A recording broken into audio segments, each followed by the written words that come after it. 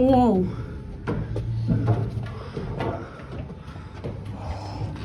To jest super.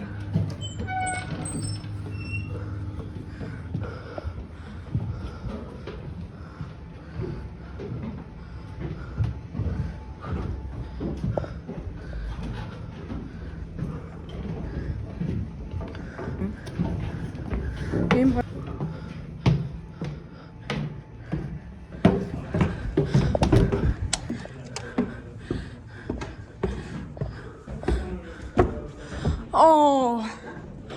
o tak to jest parada.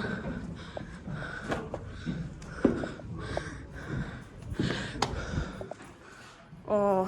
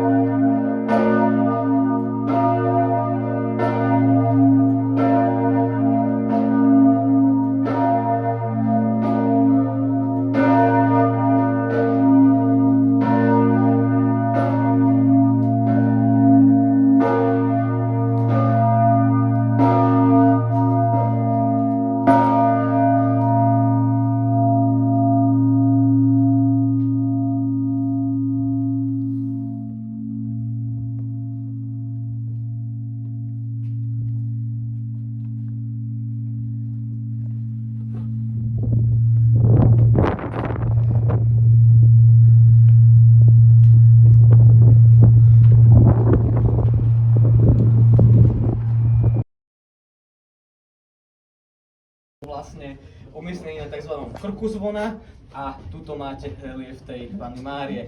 Túto výstavbu zhotovil akademický sochár Otmar Oliva. Zvon bol odliatý v roku 1988 v dielne Brodku Kučerova v dielni Letice Dietrichovej. No a teda znie v tóne E1, váži približne 1200 kg a jeho spodný priemer úderového venca, čiže tej najširšej časti, je 125,5 cm, čo je taký naozaj v celku nadštandard, nakoľko približne také bežné zvony kostolné sú okolo maximálne do 600 kg, takže je raz taký ako bežný priemer. Ďalej si ukážeme štvoricu menších zvonov, poprosím túto.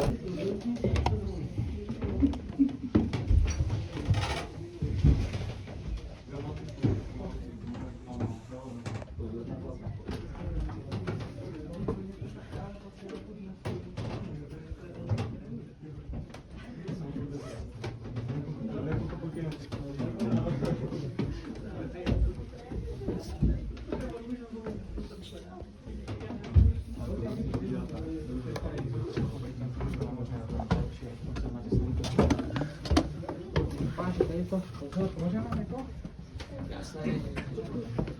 Nech sa páči. Jasné, máte čas? Jasné.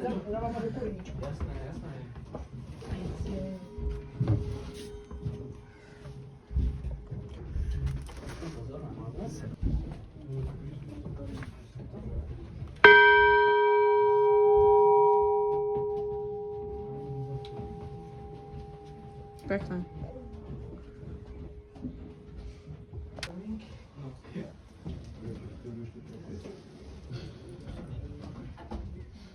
Dobre, tak keď sme tu všetci, tak vás vítam teda na druhom zvonovom poschodí kostola Narodenia Panny Márie. Pred sebou máte štvoricu menších zvonov. Začneme teda od toho najväčšieho, ktorý je priamo tuto v strede. Je zasvetený Svätému krížu, je najmladším zo všetkých zvonov, je odliatý 2 roky po tom veľkom, čiže rok 1990. Opäť reliefy a celkovú výzdobu zhotovil taktiež akademický sochár Otmar Oliva. Opäť zvon bol vyrobený v dielni Letice Dietrichovej v Brodku Kučerova. Znie v tóne FIS 1 a váži približne 900 kg. Ďalej tu máme historický zvon Panny Márie, ktorý ako jediný prežil vlastne vojnové rekvirácie počas prvej a dokonca aj počas druhej svetovej vojny, takže v skutku zachovaný unikát. Bol odliatý Benediktom Briotom z Lotrínska, a to z Lotrínska spomínam na schvál, nakoľko v tejto dobe bolo bežné, že zvonolejári putovali, čiže až z Francúzska sa doputoval s nejakým nemeckým vojskom, ak sa nemýlim, pre ktoré odlieval kanóny. Na Morave odlial zo pár zvonov, v Čechách odlial zo pár zvonov a nakoniec sa oženil a usadil v Poľsku. Zvon z roku 1657, znie v tóne GIS 1 a váži približne 650 kg. Túto nápravo sa nachádza druhý najmenší zvon, je z roku 1959, je zasvetený Božskému srdcu Ježišovmu, bol odliatý tuto nedaleko v Českej Úbrna v znárodnenej zvonolejárni Rudolfa Manouška juniora, ktorá vtedy pracovala pod názvom Kovolit. Zvon váži približne 300 kg, znie v presnom tóne B1 a vlastne nesie na sebe pomerne taký bohaté vyobrazenie toho Božského srdca Ježišovho, ktoré je žiaľ otočené smerom k stolici, takže ho neviem úplne možno vidno. No a pod ním sa nachádza úplne najmenší zvon z roku 1973, odliatý Annou Božďálovou a doktorom Františkom Kolářom. Jeho taká najväčšia zaujímavosť ohľadom tohto zvona je práve to, že nebolo ani jedno z týchto mien, ani žiadne zvonolejárske meno. Totižto pani Anna Božďálová bola služebná pána farára doktora Františka Koláža v Žárci. No a vlastne ten celý príbeh toho je taký, že jeden taktiež viac menej putovný zvonolejár Gabriel Knos, ktorý bol Rudolfom Manouškom častokrát vysielaný na rôzne zakázky, kde odlieval zvony na nejakých daných miestach, že odlieval tiež zo pár zvonov a presunul sa ďalej, tak vlastne po jeho úmrtí ostali na nejakej fáre šablóny a výpočty týkajúce zvonového rebra a celkovo ako odliať ten zvon, tak miestni nadšenci, dobrovoľníci na čele s pánom farárom a služebnou sa dali na odlievanie zvonov, takže odliali zo pár desiatok zvonov. Je zasvetený taktiež božskému srdcu Ježišovmu a teda plní funkciu umieráčku, čiže ohlasuje úmrtie. Tam ten zvon nad ním, taktiež stejnomenný, zvoní každý deň o 6 ráno, tento nadhlavný zvoní každý deň o 12 a o 6 večer a tento zvoní solo v piatok o 3. V nedeľu pred prvou omšou môžete počuť tieto 3 a pred hlavnou omšou môžete počuť tieto 3 spolu s veľkým zvonom. Tým, že teda veľký sa bude pridáva na sviatky a podobne. Teraz o 6, ak tu niekto bol a počul rázny hlavou zvonov, tak zvonilo všetkých 5, výnimočne teda na začiatok noci kostolov, teda aj s umíráčkou. Takže toľko týkajúca zvonov, ak by mal niekto nejaké otázky, tak spokojne sa pýtajte. Môžeme? Áno. Tak, prostredie.